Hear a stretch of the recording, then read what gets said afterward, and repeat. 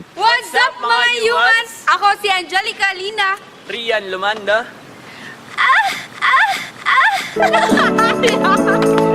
lahat ulit.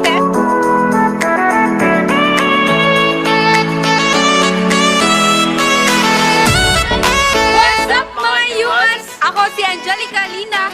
Rian Lumanda. At ang babaeng nasa likod ng camera ay si Shane Liana. At kami ang The Aliens. At samahan niyo kami lakbayin ang Kanlurang bahagi ng Kabisayano ang Western Visayas. Tara!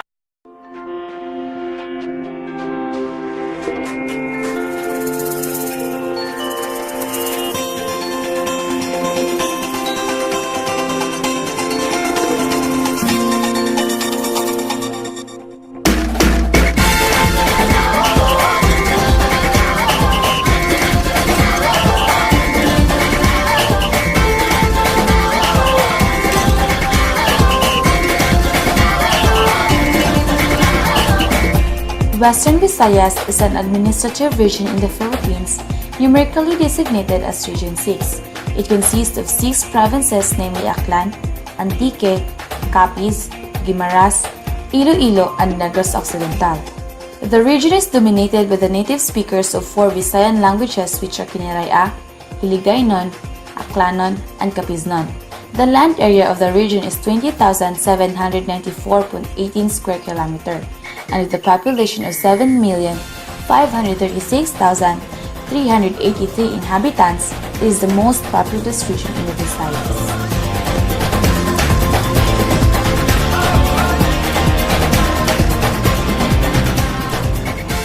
Aklan is said to be the oldest province in the Philippines, organized in 1213 by settlers from Borneo as the Minory Aklan to include what is now the province of Capiz. It was inaugurated as an independent province in November 8, 1956.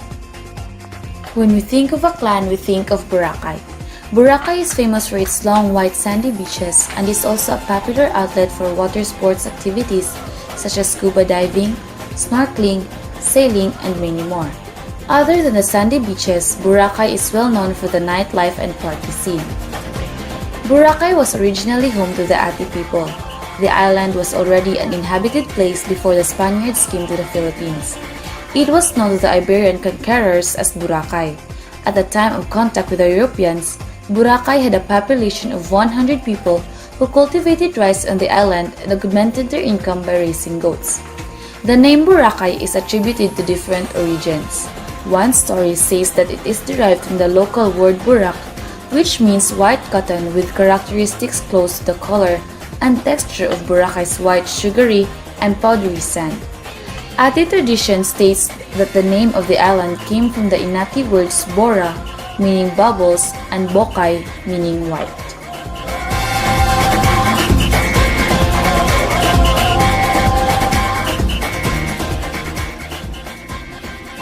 Our next destination is the ruins in Negros Occidental. Don Mariano Lacson and his wife Maria Berganza had 10 children together. In the year 1911, while nearing the full term of her 11th pregnancy, Maria Berganza had met an accident after sleeping and having a miscarriage, which caused her sudden death. Because of this accident, it left Don Mariano felt heartbroken and inconsolable, thus deciding to later on build a mansion in remembrance of his dear wife in a 440-hectare sugar plantation in Talisay, Bacolod City, Negros Occidental. The ruins, or the Nuts Berry Garden, was built in 1920 but was burned in 1942 by Filipino guerrilla that were against Don Mariano's approval of letting in some Japanese soldiers during the siege of the World War II. The mansion itself was made from a mixture of sand, cement, and egg white, thus making the establishment withstand any calamity or disaster. It is known as the Taj Mahal of Negros, where the entity of the said establishment was designed by an Italian architect. This has 10 big rooms adorned by pieces of furniture made from Nara wood and machuca tiles for its flooring.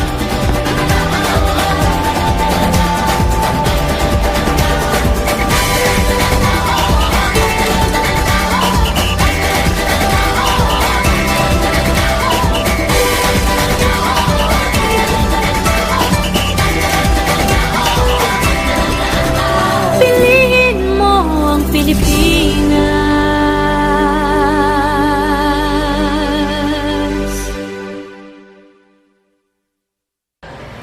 Ngayon ay samahan niyo na po kaming Maglakbay, mamangha at makisaya.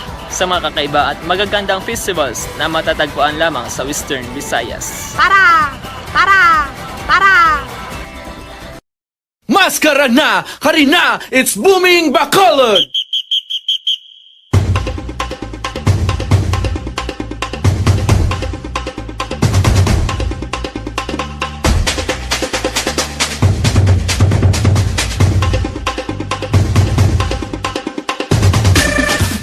The Mascara Festival through the years gives the people of Negros as well as local and foreign visitors a chance to drink and be merry for 20 days. Originally designed to show the hardships of the people of Negros, the Mascara Festival has become a tool of escapism and a way to generate revenues for big business.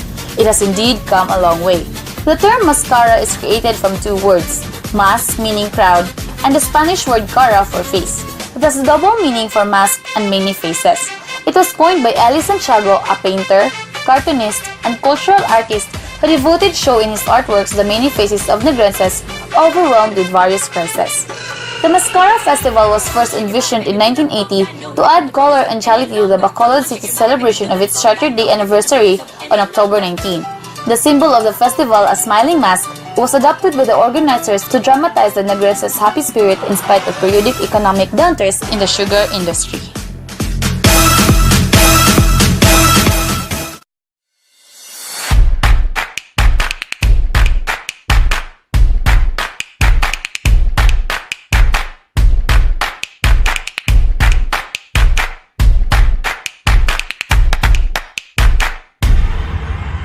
The Linagyang Festival is celebrated every fourth weekend of January to honor the Christianization of the natives and to respect the Holy Child Jesus.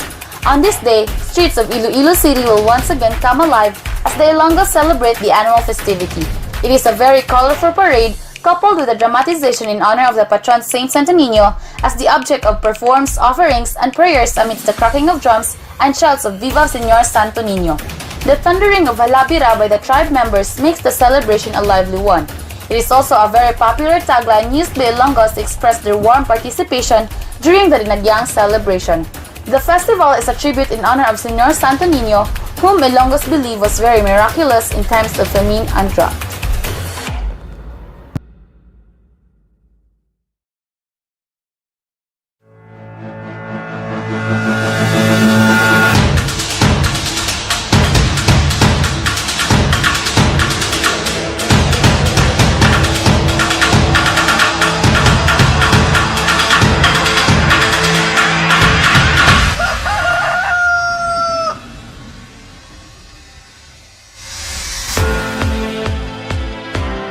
The Ati-Atihan Festival is celebrated every January, culminating on the month's third Sunday.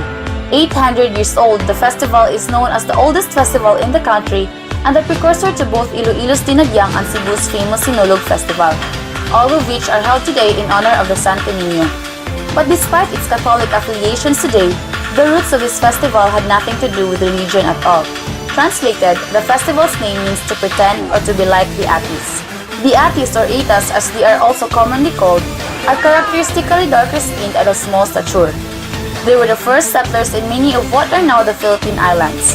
This includes the island of Panay where Kalibo is located. Now, variants of the Ati-Atihan's history circulate.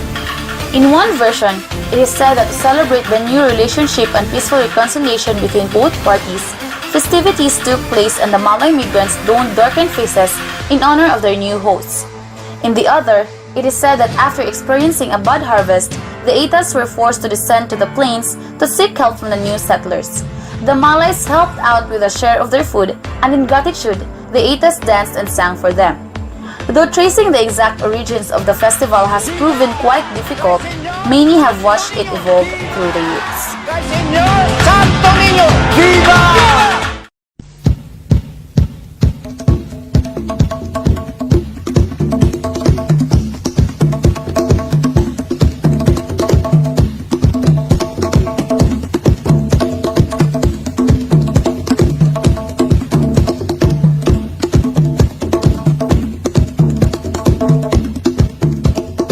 Manggahan Festival is a month-long celebration of Guimara's rich culture and their feast of thanksgiving for having bestowed a rich land where delicious mangoes are being grown. Originally, it was just a week-long celebration of Guimaras as an independent province since May 22, 1992. But through the years, with all the success that the province has attained, Manggahan Festival has evolved to a more vibrant and fun-filled month-long event.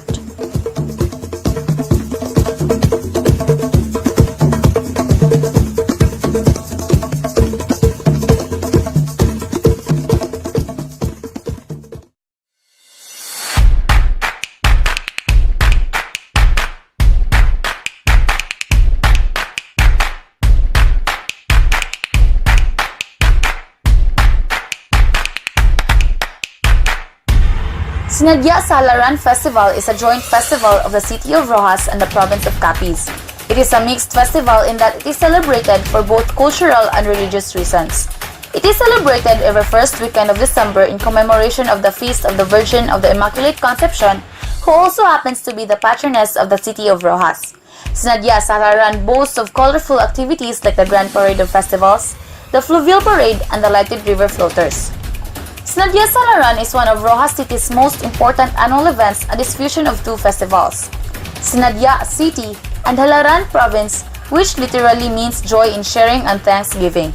It is celebrated on December 4 to 8 to commemorate the religious activities that embody the true Capiceño spirit. Now let's hear and explore the music of Western Visayas.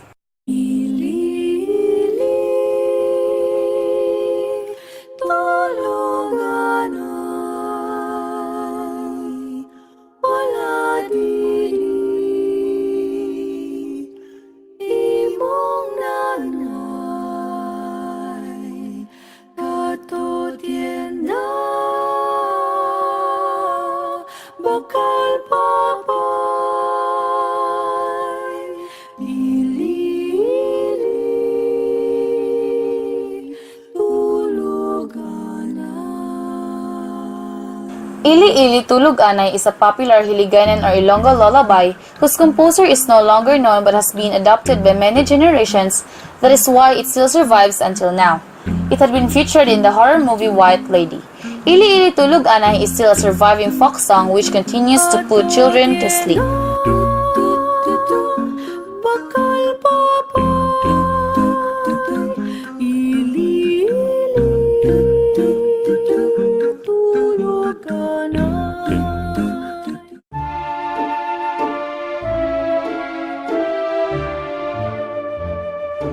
Dandan suy bayaan kay ka pauli ako sa payan o galing ko ikaw ilaon ang payan mo lang ang taon. Dandan Soy is a popular Ilonggo folk song sung even by non-Ilonggos. Dandan Soy is one of the folk songs featured in a dance medley used in the Bacolod Mascara Festival. In the song, the singer bids farewell to a boy named Dansoy.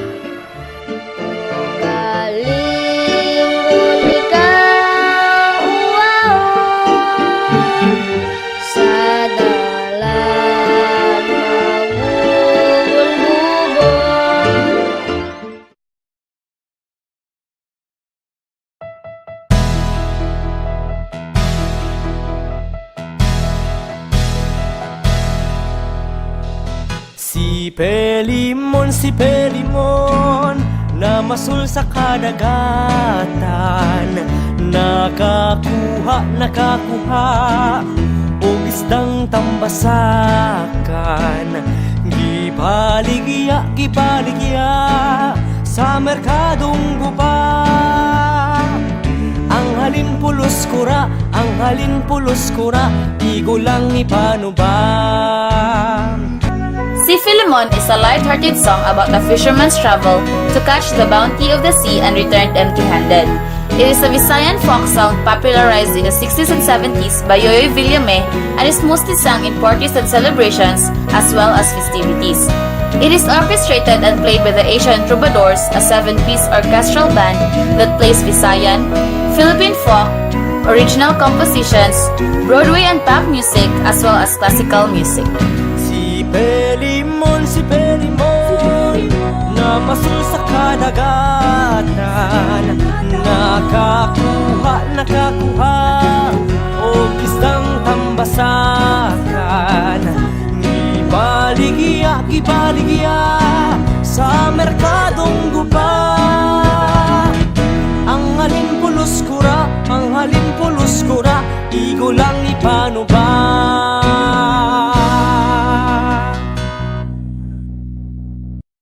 Now let's talk about the folk dances originated from Western Visayas.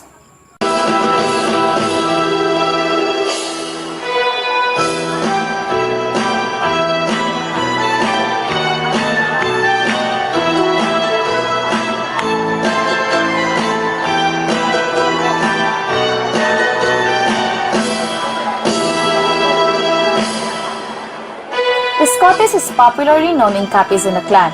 It is performed in any social gathering of the people inhabiting the mountains of Capiz, in the barrios of Dinpas and Panitan, and also in the town of Tanay.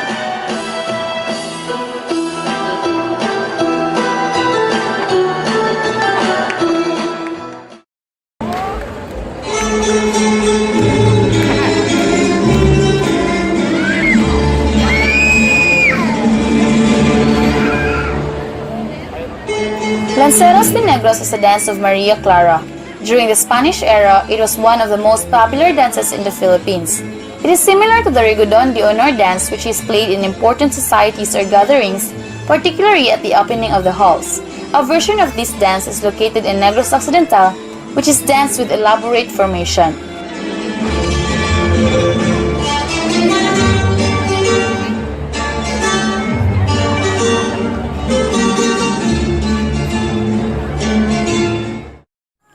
Now let's talk about the national artist from Western Visayas.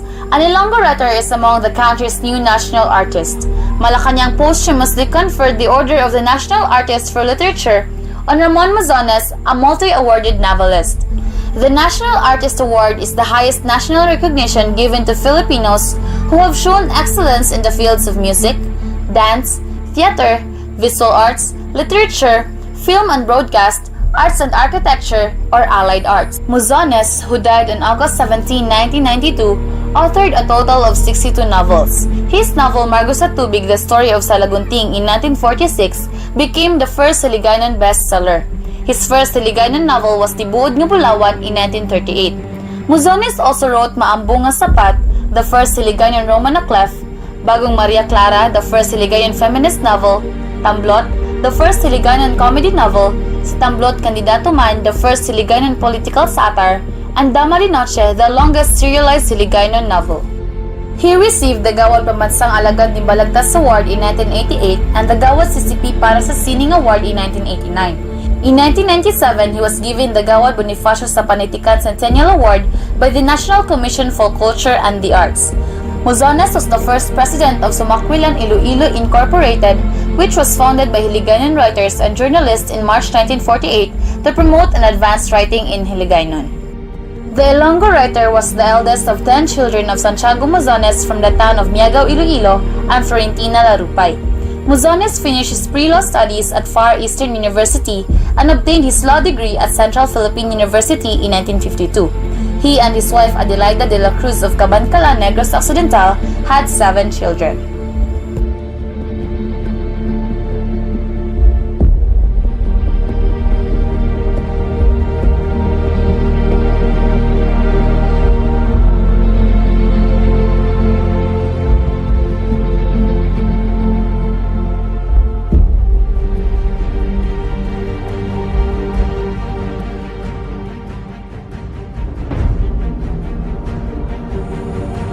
Tungkong Langit and Alonsina. The myth is about the two gods who fell in love with each other but ended up separated because they lose their trust and patience to each other. The two gods were Tungkong Langit and Alonsina. Tungkong Langit is an industrious, loving, kind god, while Alonsina is a lazy, jealous, selfish goddess. The story tells us that before we do a thing, we should think about it a billion times so that we would not regret at the end. Another lesson we can get from the story is to give trust to the one that we love. The story of Tungkong Langit and Aluncina. In the very beginning, there was almost nothing, but there was everything. The world was made of mists, formless and shapeless things, and confusions everywhere. From this confusion, two gods had shown up, Tungkong Langit and Aluncina.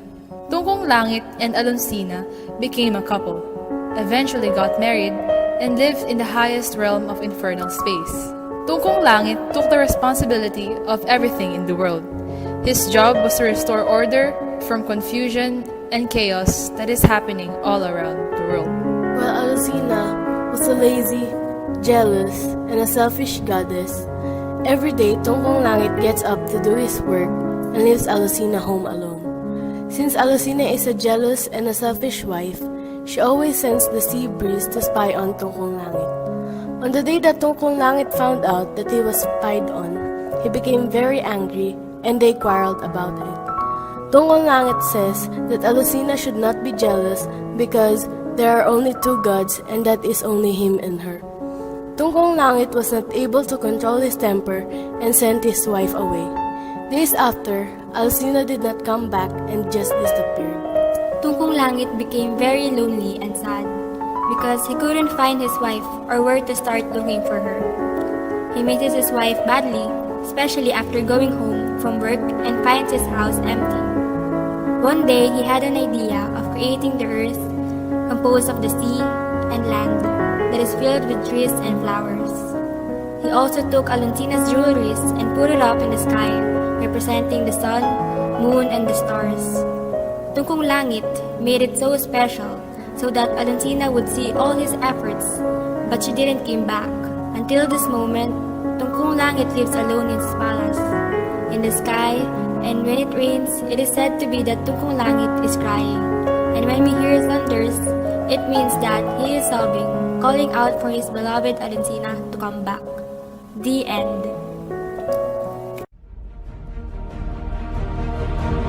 Hinilawod. The term Hinilawod means tales from the mouth of the Hallowed River. Hinilawod is an epic poem written by the early inhabitants of a place called Sulud in central Panay. Hinilawod is not just a literary piece but also a source of information about culture, religion, and rituals of the ancient people of Sulud, showing us that ancient Filipinos believe in the sacred, in the importance of family honor, and in personal courage and dignity.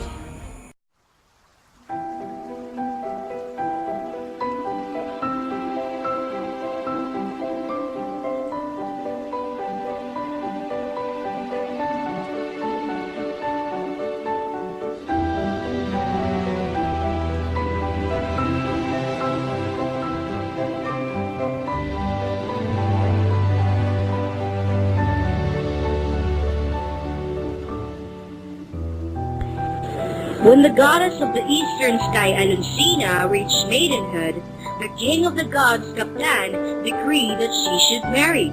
All the emerald gods of the different domains of the universe tried to win her hand to no avail. She chose to marry a mortal, Datu Paubari, the mighty ruler of Hallowed.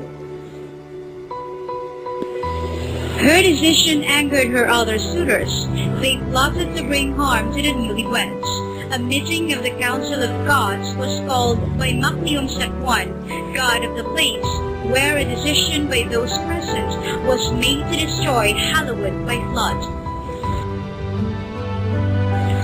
Aluncina and Paubari escaped harm through the assistance of Suklang Malayon, the goddess and guardian of happy homes, and sister of Aluncina.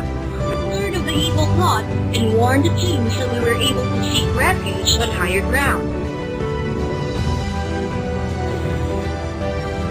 After the flood water subsided, Paubari and Aluncina returned to the place secretly. They settled near the mouth of the Hallowed River. Several months later, Aluncina became pregnant. She delivered a set of triplets and summoned the high priest Bumad Banwa to perform the rites of the gods on Mount Batyas to ensure the good health of the children. When the ceremony was over, he opened the windows of the north side of the room and a cold northerly wind came in, and suddenly The three infants were transformed into strong, handsome young men. Labaw Dunggon, the eldest of the three, heard of a place called Handog, where a beautiful maiden named Pangoy Ginbitinan lived. When he finally met the maiden's father and asked for her hand in marriage, the father asked him to fight the monster Manalintad as part of his dowry. He went off to confront the monster, and with the help of his magic belt, Labaw Dunggon killed the monster. And to prove his feat, he brought to Angoy Ginbitinan's father the monster's tail. Labaw Dunggon and his bride continued on their journey home. The moment they arrived home, Labaw Dunggon told his mother to take care of his wife because he's taking another quest. The moment he set foot to the ground, Saragnayan asked him, "Who are you and why are you here?" To which he answered, "I am Labaw Dunggon, son of Dato Paubari and goddess Alucina of Halaw. I came for the beautiful Malitong Yawa, Sinagmaling Diwata." Saragnayan told Labaw Dunggon that what he wished for was impossible to grant, because she was his wife. Labaw Dunggon then challenged Saragnayan to a duel, saying that whoever wins will have her. The challenge was accepted and they started fighting. Labaw Dunggon gave up and was imprisoned by Saragnayan beneath his house. Abiang Baranugon was slighted by the remarks and immediately challenged Saragnayan to a duel. They fought and Abiang Baranugon defeated Saragnayan and won his father's freedom. Dato Paubari was very happy when he was reunited with his three sons, and he prepared a feast in their honor. After the celebration, the three brothers left for different parts of the world. Labaw Dunggon went to the north, Dumadapnon went south, Dumalapdap to the west, and Dato Paubari remained in the east. At sa puntong ito natapos na ang ating paglalakbay.